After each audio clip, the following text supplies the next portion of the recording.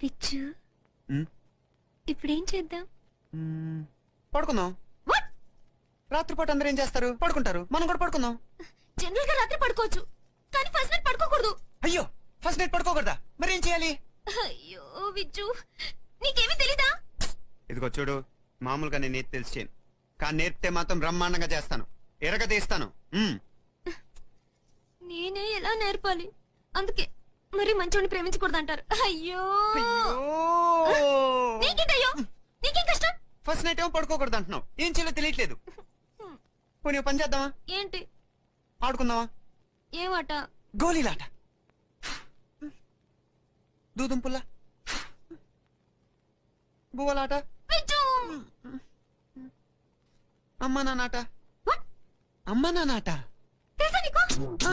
అమ్మ నాన్న first night అంటే ఇదే తెలుసా తెలుసా అని అడుగుతున్నావా?